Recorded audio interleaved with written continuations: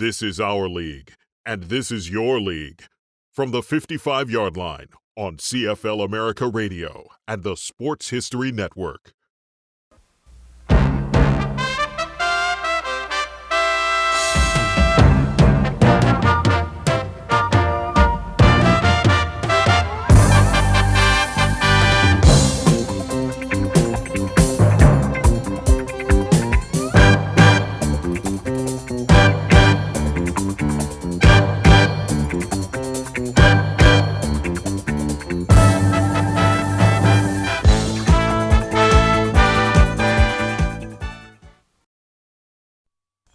Welcome to Soldier Field, home of the Chicago Bears. I'm Wayne Larrivee, Bears play-by-play announcer on WGN Radio 720.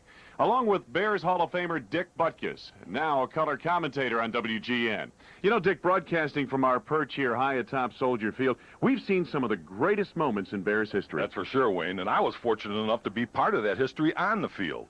The Bears tradition is a great one, spanning 75 years, and in this, the 75th anniversary of the Bears and the NFL, we can relive some of that history thanks to Jewel Food Stores and Coca-Cola. So, kick back, relax, and enjoy as Jewel Food Stores, Coca-Cola, and WGN Radio proudly presents the greatest moments in Chicago Bears history.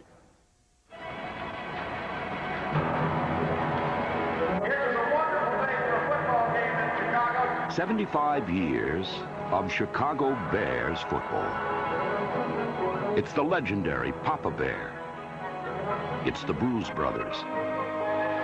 And fathers and sons together at Soldier Field. It's the monsters of the Midway. Then and today. Bumped up a football and scooped up on the play by Baker in the end zone. Touchdown, Chicago! It's the power and grace of a star named Sweetness. It's the flash and wonder of the Kansas Comet. It's Mike Singletary's eyes and tearful, heroic goodbyes. It's Iron Mike, Willie the Wisp, the Bear Fight Song. It's Brian's song.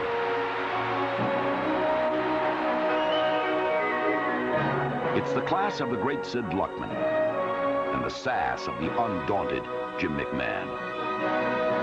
They thrilled us with their T formation. They chilled us with the 46 defense.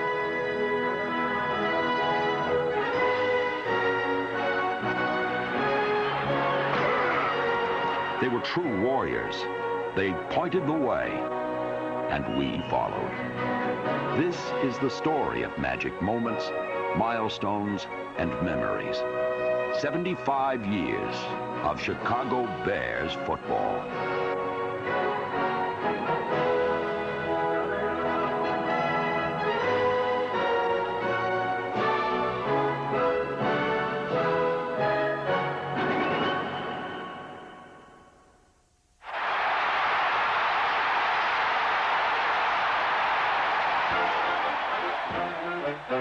The Roaring 20s, speakeasies thrived. The Babe was hitting homers, and America was growing. Such was the backdrop for the founding of the NFL. At the forefront was an entrepreneur and pretty good end named George Stanley Hallis. He ran the Decatur's Dailies, later the Decatur Bears, and ultimately he convinced the great Red Grange to play for his Chicago Bears. The Galloping Ghost packed him in. Hallis signed a bruising runner named Bronco Nagurski and Hall of Fame end Bill Hewitt, and in 1933 the Bears faced the Giants in the first World Championship ever. Fueled by the running of Nagurski and a game-winning lateral from Bronco to Hewitt to Bill Carr, the Bears won 23-21. On Thanksgiving in '34, the Lions and Bears met in the first national radio broadcast. Fans munched drumsticks and listened to their beloved Bears. Hallis built a dynasty that dominated the '40s. Bulldog Turner, George McAfee, and quarterback Sid Luckman were each paid $873 for crushing the Redskins 73-0 in the 1940 championship game. The T formation worked again the next year as the Bears beat the Packers 33-14 in the first divisional playoff in NFL history. A week later, George McAfee's touchdown and a fumble return for a score by Ken Cavanaugh sparked Chicago to its 5th NFL championship, a 37-9 win over the Giants.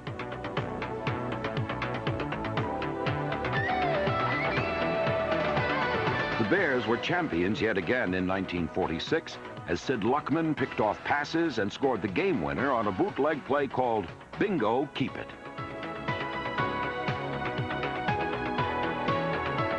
The guiding light was Halas. He won his first title at 26 and his last at 68. For over half a century, he was the Bears, and his like will never be seen again.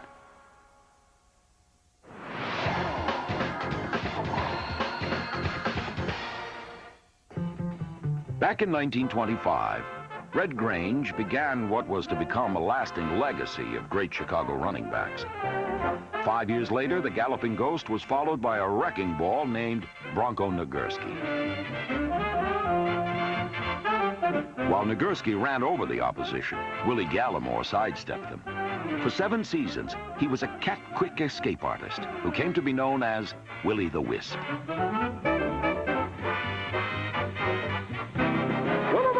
Willie Gallimore puts the Bears on their way to another score.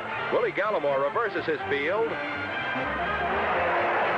bobbles the ball, gets it back, shakes off tackler after tackler on a spectacular touchdown gallop. Gallimore's backfield mate was Rick Caceres, one of the meanest men to ever wear the burnt orange and navy blue. Caceres was an ex-boxer who ran mad all the time. In fact, Mike Ditka called him the single toughest player he'd ever known.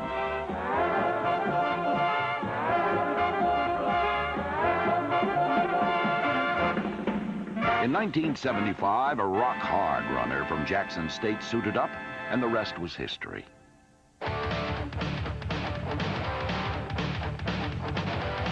His name was Walter Payton. 13 seasons and nearly 17,000 yards later, he became the NFL's all-time leading rusher. Some are in awe of his mountain of statistics. Others recall the tacklers he overran and dragged. For others, it was his patented end zone leaps.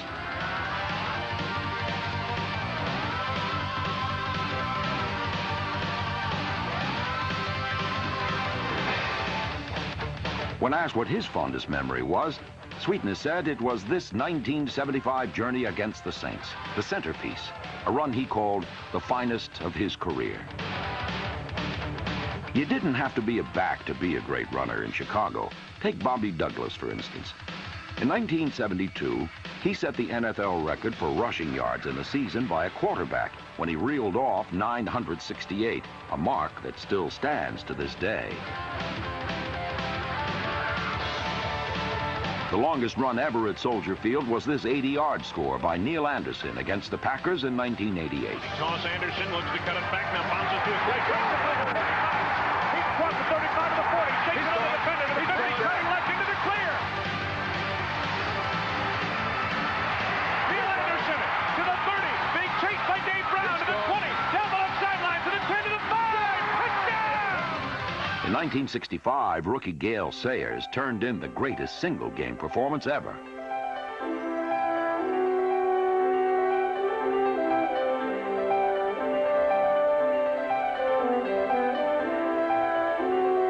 On December 12th, on a brisk winter's day, Wrigley Field was covered with heavy crusted mud. For Sayers, it was like one of those one-sided late afternoon pickup games on a soggy Kansas cornfield with his pals. Fans had barely settled into their seats when they realized that Sayers had 3, then 4 touchdowns, and he was just getting warmed up. Like those overmatched kids back in Kansas, the 49ers spent the day eating the mud that flew off the heels of the Comet. After his 5th touchdown, the crowd cheered for one more. In what George Halas would later say is the greatest performance he'd ever seen, Sayers was put back in to return a kick, and the result was an NFL record 6th touchdown.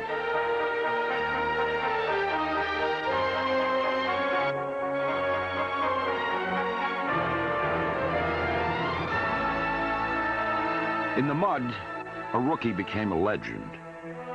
It was a magic moment for the ages by a superhero, a comet that would sadly burn out after only 7 seasons.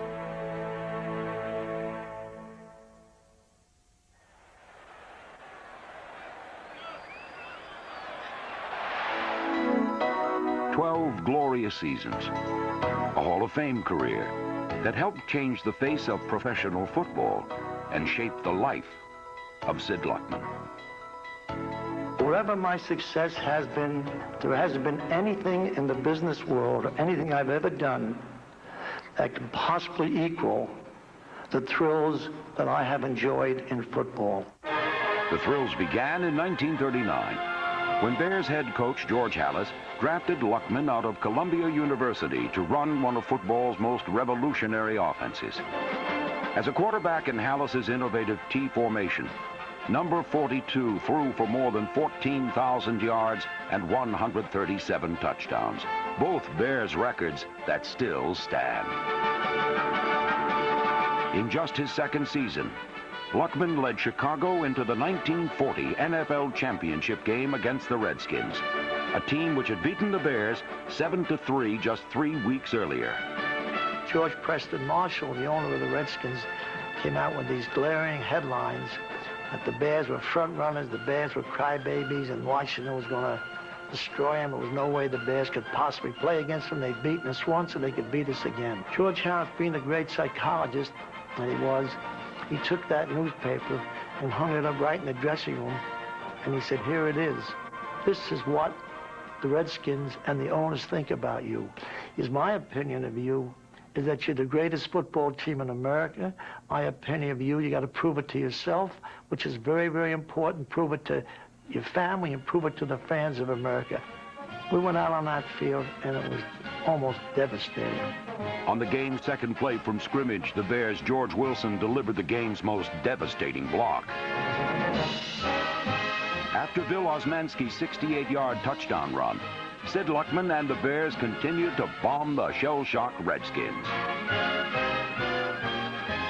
The Bears rolled to an astounding 73-0 victory, the most lopsided win in championship game history. It was the first of 4 world championships the Bears would win over the next 7 seasons. During that time, Sid Luckman continued to set new standards at quarterback, with one of his most historic performances coming against the Giants in 1943. In front of his hometown New York crowd, Luckman became the first quarterback to throw for more than 400 yards in a game, and also established an NFL record with 7 touchdown passes. It's one of the few games that my mother ever went to. She was always afraid I would play and get hurt.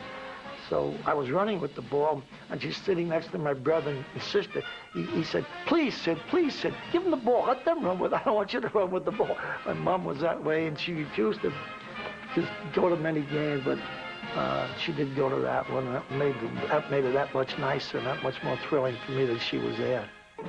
Later that season, Luckman led the Bears to their 3rd NFL title, throwing for 5 touchdowns and intercepting 2 passes against the Redskins. I think probably that was, humbly I say, that's the best game I probably ever played. Indeed, it was one of the best all-around performances by any player ever. The Bears' championship reign was a tribute not only to the on-field leadership of Luckman, but also to the legendary guidance of Coach George Halas, a man whose innovative vision and inner fire drove his team to greatness. If you ask me the kind of man he was, tough, fair, tremendous coach, great psychologist, a human being that all of us on the team admired and respected. The ingenious X's and O's drawn up in his playbook helped change the game, but perhaps Halas made his greatest impression on Luckman in one short letter written in 1983. I was 88 years old, and he wrote me this letter before he passed away. My dear Sid, I love you with all my heart. When I said this to you last night as I kissed you, I realized 44 wonderful years of knowing you was summed up by 7 words. My boy, my pride in you has no bounds. You were the consummate player. Remember our word now. Every time I said it to you, you brought me another championship. You added a luster to my life that can never tarnish. My devoted friend, you have a spot in my heart no one else can ever claim. God bless you and keep you, my son. I love you with all of my heart. Coach George Halas. Thank you all tonight. I'm blessed. So I stand here to tell you the camaraderie, the friendship, the cheers, the crowd, the smell of the grass. They'll take away all the things in my life, but they'll never take away the memories as I reach out that seem like yesterday. God bless you and thank you very, very much.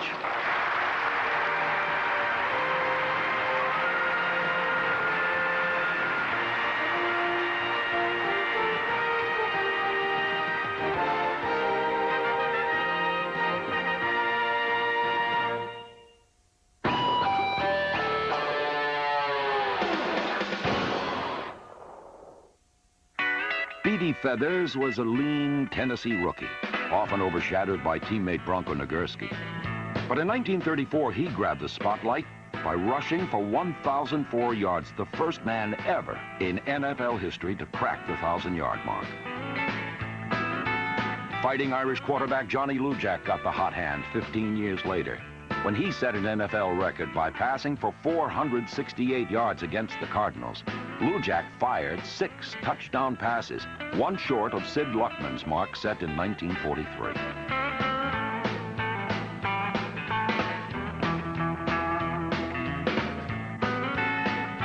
Perhaps the greatest Bear receiver ever was Harlan Hill from tiny Florence State Teachers College.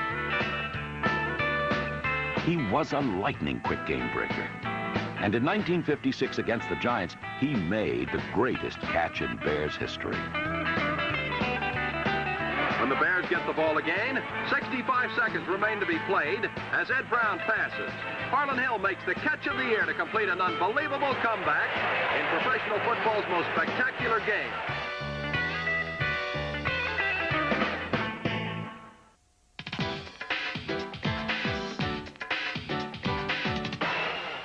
Kinnon inside the 10. Dennis makes a play on it at the 6. Cutting left to the 10. Good move. 15, 20. Got an opening. 25, 30. The Kinnon breaks it down. 35, 40. 35, 40. Dennis McKinnon's acrobatic return against the defending champion Giants was a memorable moment indeed.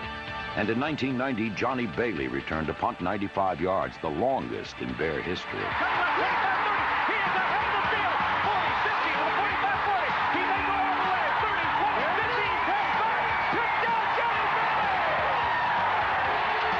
Dick Butkus will never be remembered for his returning prowess. But imagine for a moment that you're the wedge buster, and you look up only to find number 51 barreling straight upfield directly at you.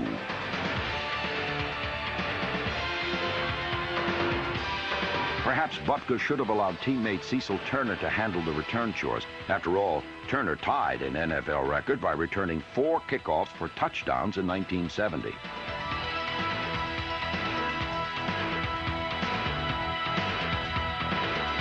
The greatest ever, of course, was Gale Sayers, the feared kick returner for the NFL's 75th anniversary all-time team.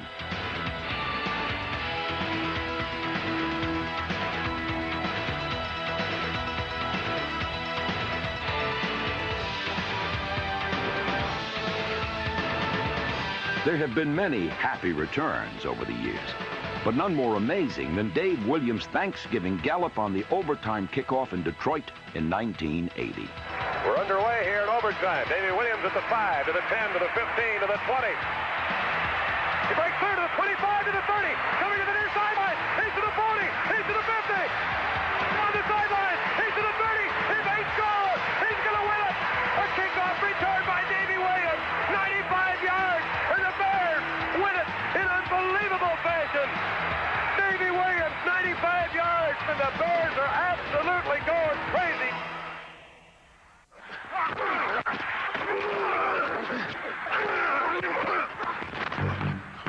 The 1963 Chicago Bears were, like their coach George Halas, fiery, feisty, and frequently ill-tempered. The championship year, 2 years before I got there in '63, they just always came up with characters that were tough son of a guns, you know, and they played like it was supposed to be played. We were completely loose. I mean, we were loose the whole year. I mean, we'd laugh at everything. And how we won, I don't know. We got every break going. We had dealt the opposition about 10 points. Atkins led the Monsters of the Midway, football's meanest and stingiest defense. A unit comprised of men who worked hard, yet played hard, too. Doug Atkins and I got a martini drinking contest one night, and I think it was 21 when I left it. And he had to drive me home. Now, how we ever made it, I don't know. But it was my wife who was in the apartment in Chicago, and I got into the apartment, and I fell into the bathtub, and I couldn't get out. So she said she would call Doug. So she called Doug. He was living in the same apartment hotel. Doug comes down, and she hands him the baby and said, "You hold the baby, Doug." And then she looked at him and said, "Well, hell, you're as drunk as he is." But on Sundays, the Bears were sober, sullen, and deadly serious. When you came to play the Bears in Wrigley Field, it's very simple. When you had to go up against guys like Doug Atkins, Stan Jones, Ed O'Bradovich, Bill George, Richie Pettibone, Larry Morris, you had some of those gorillas looking at you. Come hell or high water, the Bears were going to put a physical beating on you. I don't care whether you won or lost. You're going to know you in the damnedest game you ever been in your whole life. Unlike most championship teams, the Chicago players who got most of the attention were on the defensive unit. We proved defense can win it. We can win a championship on defense. Not that our offense didn't produce, you know, from the 20 to 20, they were fantastic. Slight problem trying to get into the end zone. There were stars on offense with names like Morris, Ditka, and Gallimore. But the defense seldom missed any chance to needle the men with a football. The rivalry was mostly from the defensive team. The offensive team never paid much attention to all that. It was just something, the defensive team seemed to need something to gear themselves up, like you're talking about practices and so forth. Well, man, we were out there just to do a job. We gave people a lot of fits offensively. Even though we averaged the 14 points a game, our turnover ratio was the smallest in the league. So, offensively speaking, we felt, you know, we did our part. We felt they did their part. They were more colorful, you might say.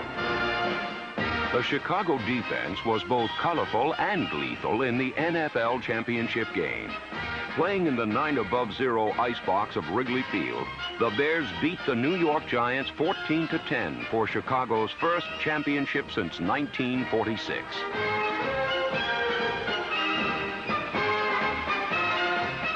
Play with these guys that, goddamn it, they were men. The word was their bond.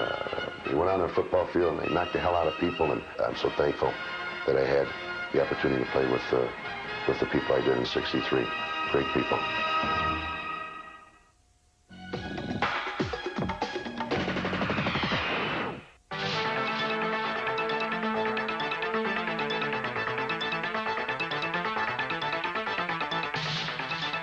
Gale Sayers, number 40, exploded into the NFL in 1965. By the end of that season, he had scored 22 touchdowns, more than any player in the history of the NFL.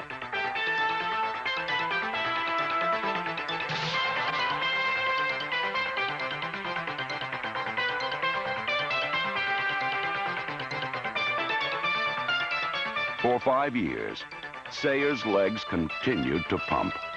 He led the league in rushing twice, set an NFL record for kickoff returns and once scored an incredible 6 touchdowns in a single game.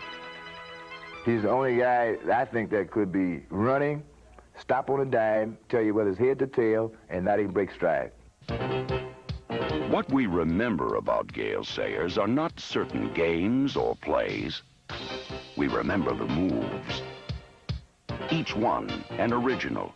Never seen before, never seen again.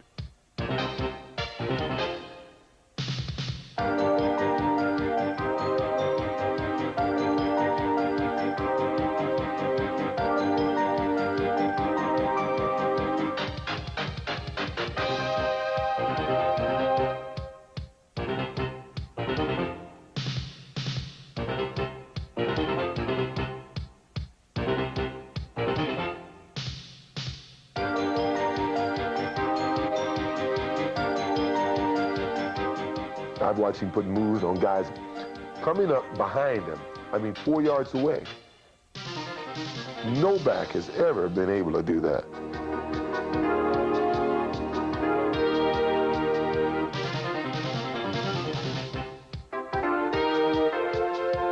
I had great peripheral vision. There's no doubt about that. I could see everybody on the field. And so I knew where to run, where to cut. In the same way, I had a feel for where people were, because I know many times, many runs, I want to look at films. And there'd be a fellow coming from a blind side, and no way I could see him, but I could feel him. And he gave me a fake like this here, and my body went one way, my mind went the other way, and something happens to your motor when that happens. It's hard to explain. But my legs went limp, and I had nothing left. But the only problem he made was he went one too many fakes and came right back into me, and I hit him and knocked him down. He said, "Nice tackle, Floyd." And I want to say, I couldn't even tackle if I wanted to. You ran into me.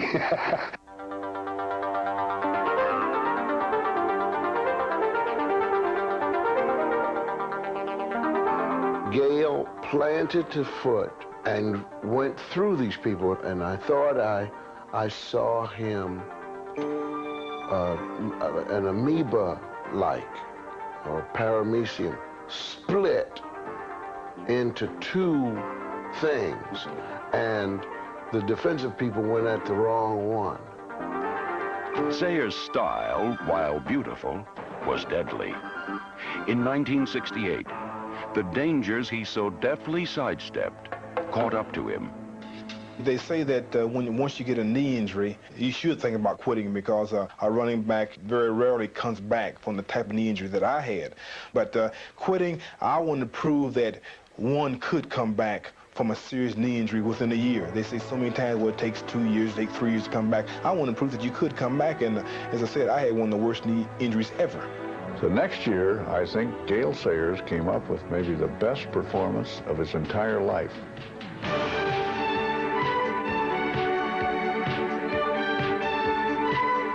He got his 1,000 yards rushing, and the longest run he made from scrimmage that whole year was 28 yards.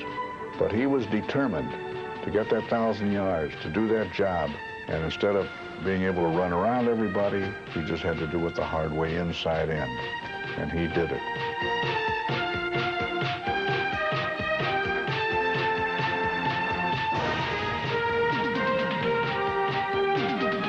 While Sayers' courage carried him to the rushing title in 1969, it was his instinctive skill that lifted him to a pedestal from which he will never fall. I proudly present for induction into the Hall of Fame, Gale Sayers. His like will never be seen again.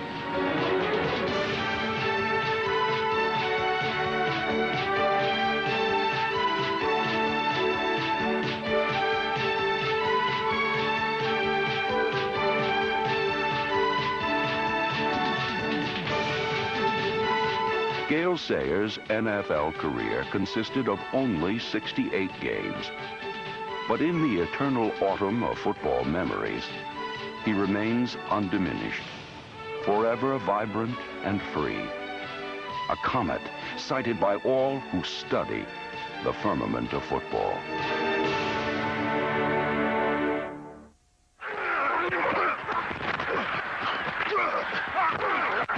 Dick was an animal. I called him a maniac, a stone maniac. He's the kind of linebacker that when he hit our back would go back in the huddle. He'd be talking out his ear hole. He'd want to know who was supposed to block that crazy sucker. Before you could begin to try to block on Dick, you had to overcome the mystique. And he didn't appreciate this, but I said it was almost like an odor. He exuded a kind of a presence. He tried to hurt you. You know, he was just so competitive. You know, and not only did he not want you to gain a yard, he didn't want you to gain an inch. You know, as soon as you had that football, you were the enemy.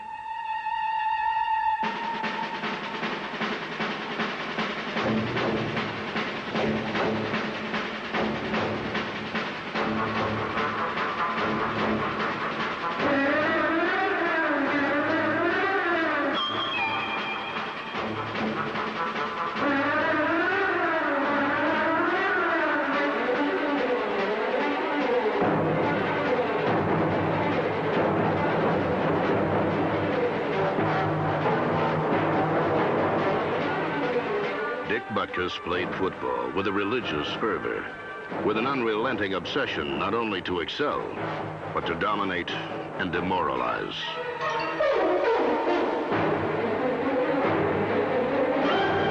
Dick was not satisfied with just an ordinary tackle. He had to hit you, pick you up, drive you, and grind you into the ground.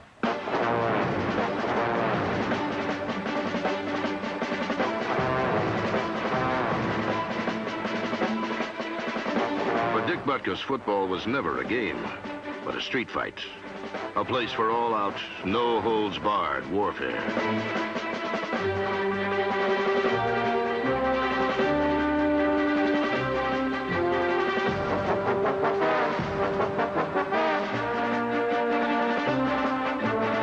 He was an animal, and he was a well-conditioned animal, and every time he hit you, he tried to put you in the cemetery, not the hospital.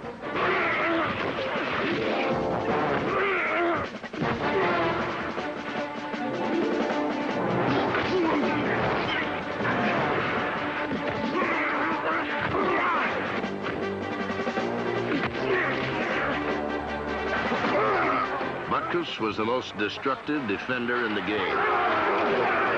And the NFL is filled with horror stories of tough men who crossed him. He knocked out L.C. Greenwood on a punt. I remember, and he knocked out Warren Banks, and he was a backup fullback we had, but a good special teams player. And I remember Warren standing on the sideline crying. He says, "I don't know who I am," because Butkus had blindsided and just KO'd him. For Dick to run a 100-yard dash, it'd take him 3 days. But I want to tell you something. From that middle linebacker, 20 yards this way, 20 yards that way, 20 yards that way. I mean, nobody was quicker than he was.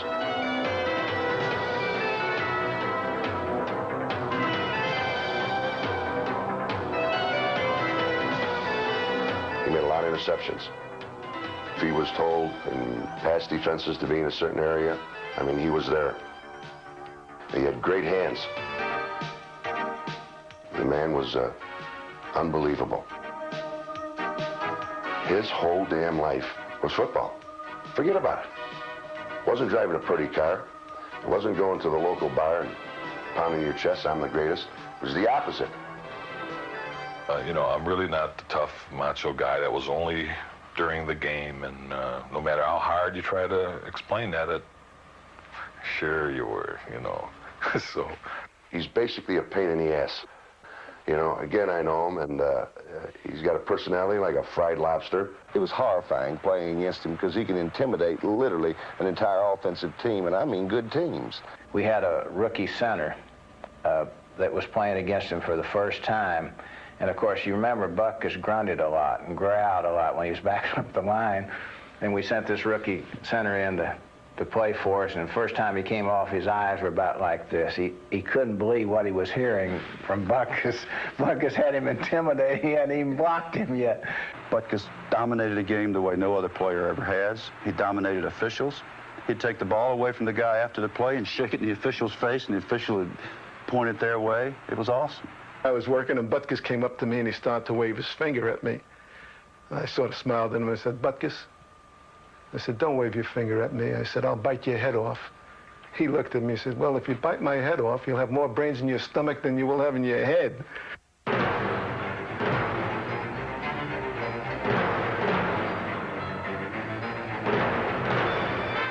From his personality to the impact of his tackles, everything Dick Butkus did was memorable.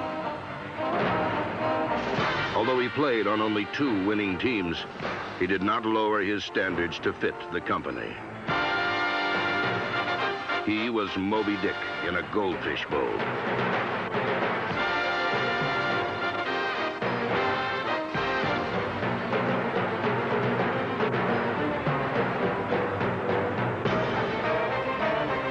His 9-year career stands apart as the single most sustained work of devastation ever committed on a football field by anyone, anywhere, anytime. To talk about him is to drain the vocabulary of superlatives. Well, the only thing I can say about the great Dick Butkus, I'll say it in a poem. Roses are red and violets are blue. If you got any sense, you'll keep Butkus away from you.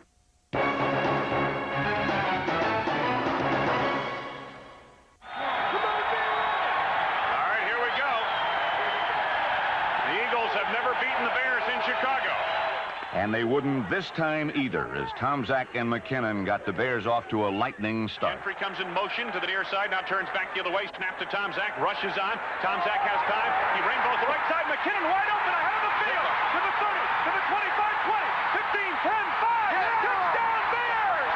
64 yards! Give us Anderson, first up the middle, touchdown!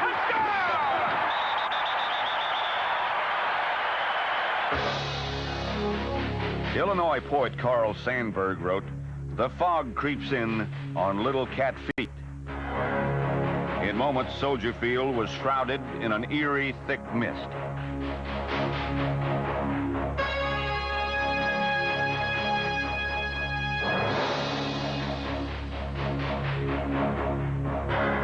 Under pressure and a smothering blanket of fog in a game where announcers couldn't announce, coordinators couldn't coordinate, and fans couldn't see, the Bear defense made the plays that had to be made. You can get ground all you want, but you got to hold them to a field goal. You don't want to let them in the end zone. There's the snap now to Cunningham on 1st and 10 with no huddle. He fires the left side, and it's intercepted, I believe. Intercepted by the Bears and returned downfield. I can't see. I cannot see him. I wonder if it's Mo Douglas. It is Mo Douglas. Mo Douglas with the football. Who comes across the field through the fog with the football in his left arm. You know, actually, if Mike Ditka had come across the field with the ball, we could have assumed he intercepted it. Chicago was one victory away from Super Bowl 23.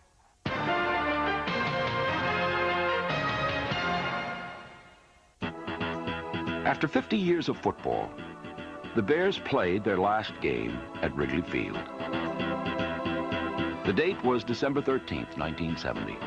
The opponent was perennial rival Green Bay, and the man of the hour was quarterback Jack Concannon. Concannon kept the Packers off balance by running and found 1,000-yard receiver Dick Gordon for a score. Chicago never looked back.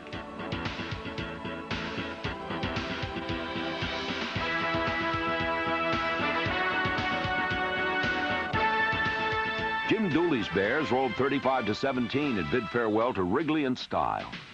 In 1971, Soldier Field became their new home, and the eventual 4-time Super Bowl champion Steelers, led by Terry Bradshaw, were in town to help christen the Bears' new den.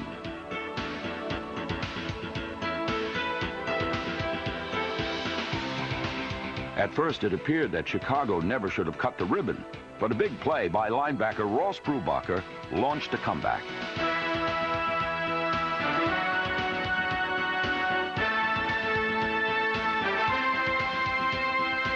The game winner was a touchdown pass from Kent Nix to George Farmer, as life at Soldier Field was off to a dramatic start in a new home that would be the site of even greater victories.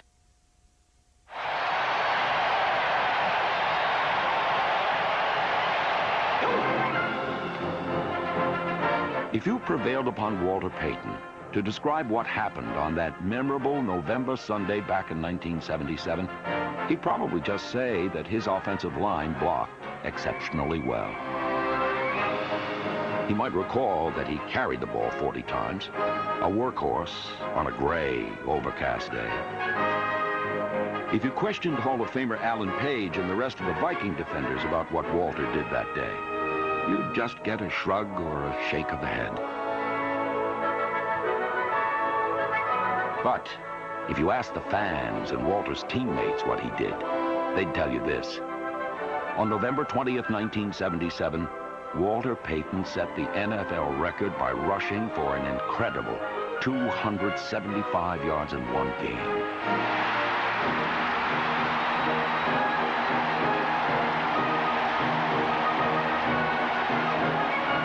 How did Walter feel about setting the record?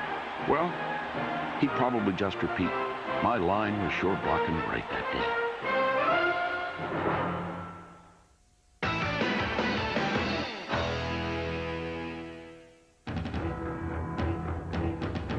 For 14 years, the Bears had been frozen out of the playoffs. But against the Giants in the 1977 season finale, they reached deep. Horrendous conditions foiled Walter Payton's run at a 2,000-yard season. But Mother Nature saved her cruelest tricks for Chicago's special teams.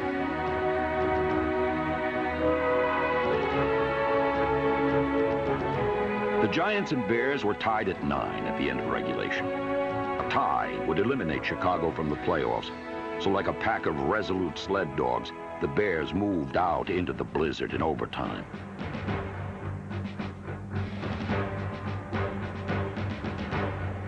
With just over 3 minutes left in sudden death, the field goal team missed connections again, but the misfortune only deepened their resolve. And when the Bears got the ball back, only 82 seconds separated them from success or failure.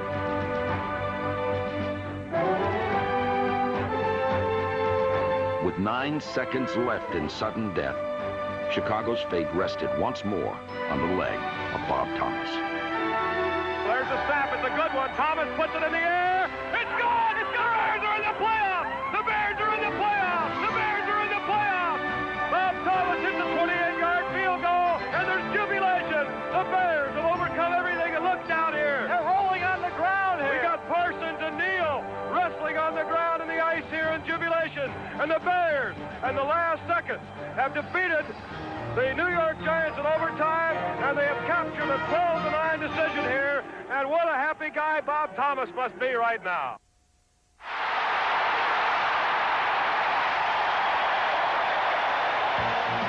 December 7th, 1980. A date that will live in infamy for Packer fans, a date that will shine forever for Bears fans. Walter Payton and Roland Harper helped launch the attack, and what followed was a head-spinning avalanche of points. For 3 decades, 30 first downs was the club record. They ripped off 33 against the overmatched Packers.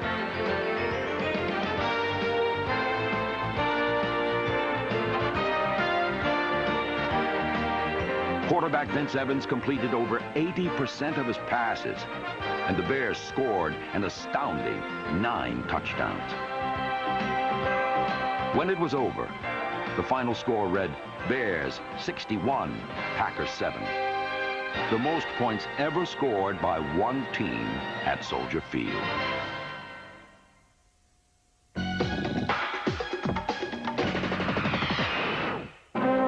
In 1984, Payton stood at the gates of pro football immortality.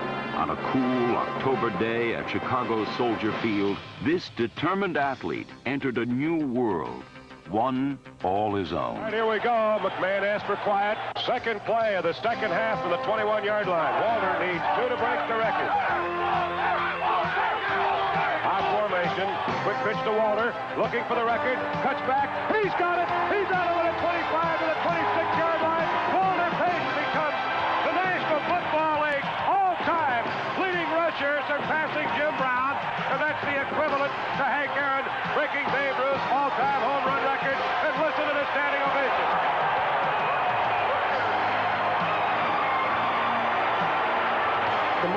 drive for me has been for the athletes that have tried, but yet and still have failed to reach that certain achievement. And also the athletes that didn't get an opportunity to, like the Overstreets and the Delaney's and the Brian Piccolos. You know, this simplifies what the game is made of. And what I did out there today is a reflection of those guys, because they made the sacrifices as well. And it's a tribute to me to bestow this honor upon them. Thank you.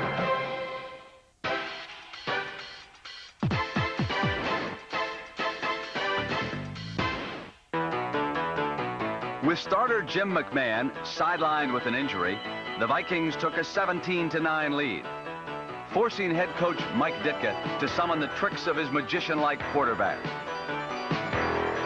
Evidence from the sidelines looks like Jim McMahon will be coming into quarterback. Spent 2 nights at Lake Forest Hospital for back spasms up near his neck. He's on to try to revive the Bears offense. Peyton the lone setback. Suey in motion to the left side. Vikings coming on a blitz. McMahon back to throw. Throws it deep down the middle. Willie goes his end zone. Makes the over the shoulder catch to the 30 to the 25, 20, 15, 10, 5. Touchdown! All right. The first play from scrimmage for Jim McMahon with an all-out blitz coming at him. He got it away. Of course, McMahon took a nice shot after the play, but so what? McMahon's first 2 passes were for touchdowns, and he added a third to beat Minnesota 33-24.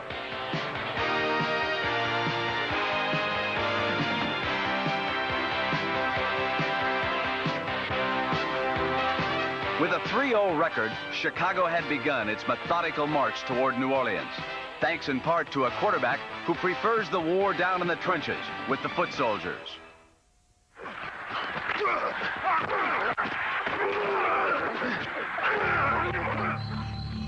For the first time since 1963, Chicago was an arena for pro football's postseason gladiators. And while chilling memories of the Bears' proud past added to the already freezing temperatures, the only ice on the field was running through the veins of each Chicago player.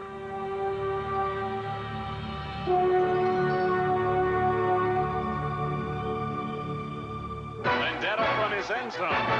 Bears look at good field position. Oh, he missed. He missed. It's inside the field. It's Sean Gale. Holy smokes. One score was all the cushion the Bears needed.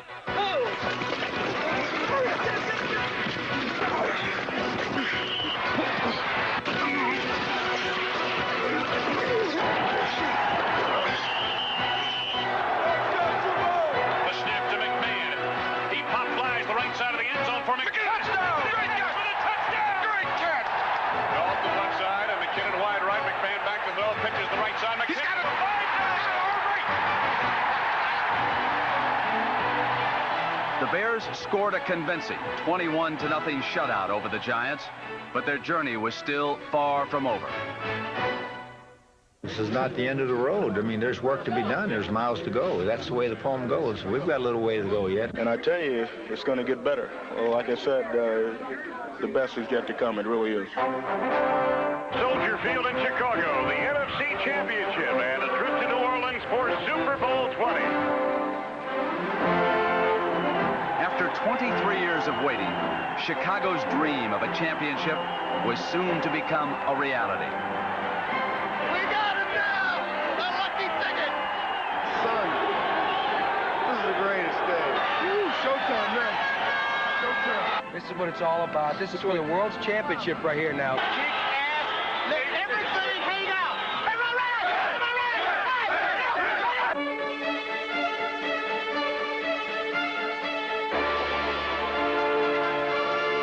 As they had done all season long, All-Pro Jimbo Covert, Mark Bortz, Keith Van Horn, Tom Thayer, and Pro Bowler Jay Hilgenberg worked as an offensive line to launch the winning Bear attack.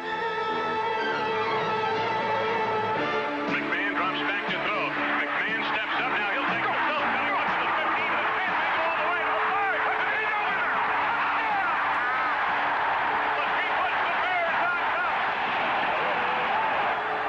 McMahon rolling left, looking to deal. He fires the left side of the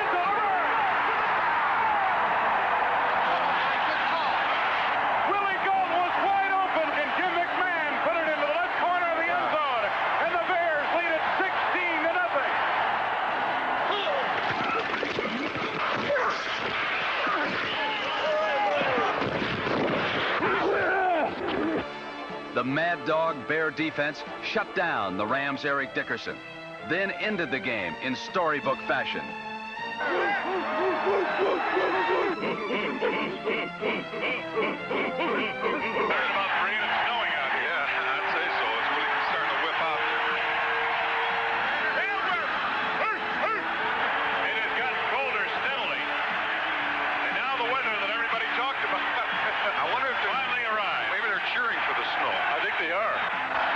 Theatrical, but I mean, how better can you write a script here for crying out loud? The third down, 11 yards to go for Dieter Brock and company. Brock back to pass, the right hand. And hammered down. He got the ball. Picked up by Wilbur Marshall. Marshall running across the field. Go. 30, 20. This all the way. 5, touchdown. Let go. The crowning jewel in their NFC championship. A record second consecutive playoff shutout was a spectacular amen to the prayers of not only a football team, but of an entire city.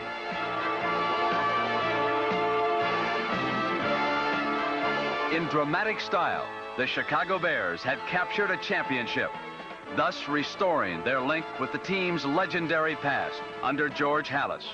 And the reward was a trophy bearing his name.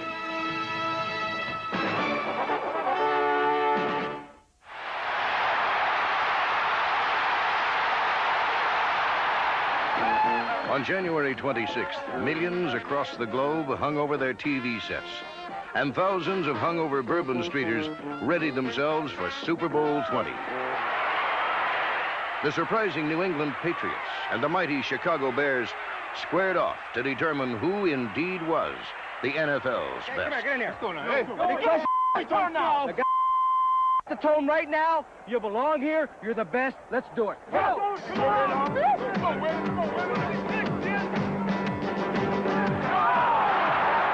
New England's opportunism got them to this important game, but they failed to take advantage of rare Chicago mistakes in the first quarter.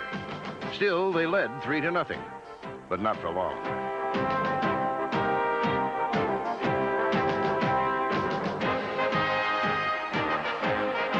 Jim McMahon's accurate arm and gutsy running helped the Bears to a 6-3 lead. And then number 26, Matt Suhey, went to work.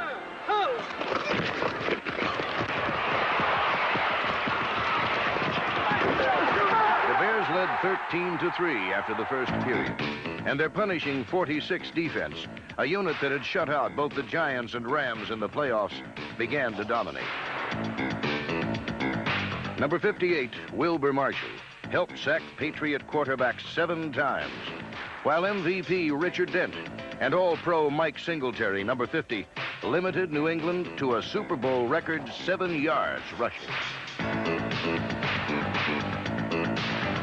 Chicago's is a high-tech, sophisticated defensive scheme. And for the Patriots this day, the 46 simply blew them away.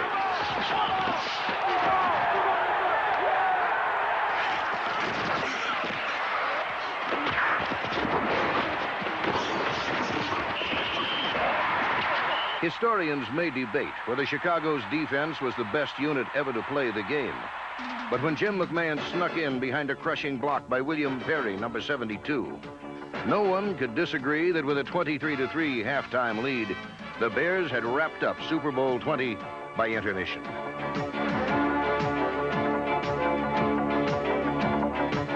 Mike Ditka's NFC champions were as bold on offense as they were on defense in this title game, as McMahon rifled a deep pass from his own end zone instead of playing it safe early in the second half. Willie Gault's reception set up a second to Jim McMahon's short touchdown run, and the swarming monsters of the Midway took it upon themselves to score one of their own, as number 48, Reggie Phillips, took a deflected pass in from 28 yards out.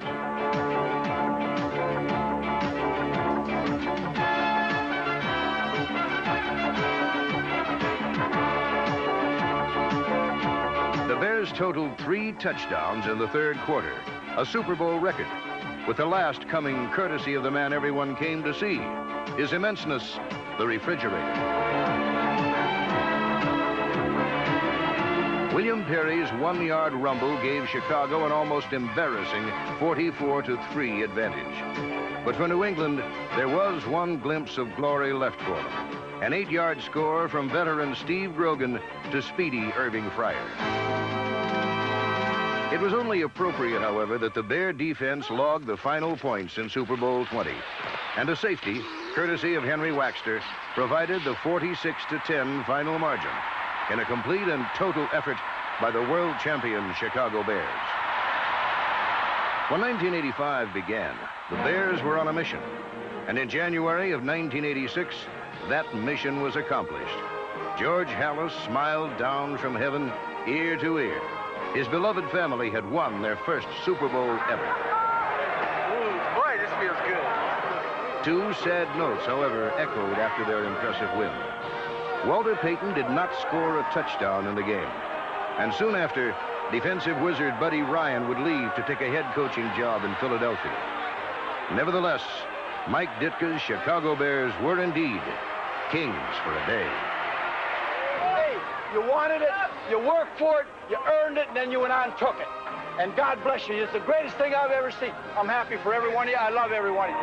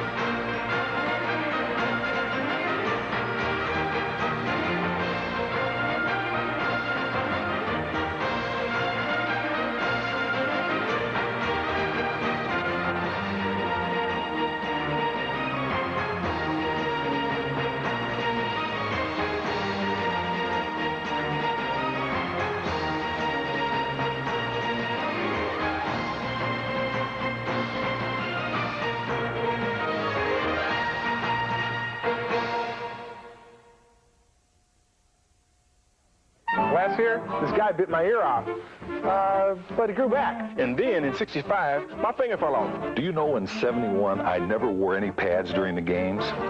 Didn't need them. One time I stared at a team so hard, they lost 15 yards before the snap. Find out what really happened by getting the Bears, a 75-year celebration. Available in 3 editions. Call 1-800-49-BEARS. Bear down, Chicago Bears. I wrote that, you know.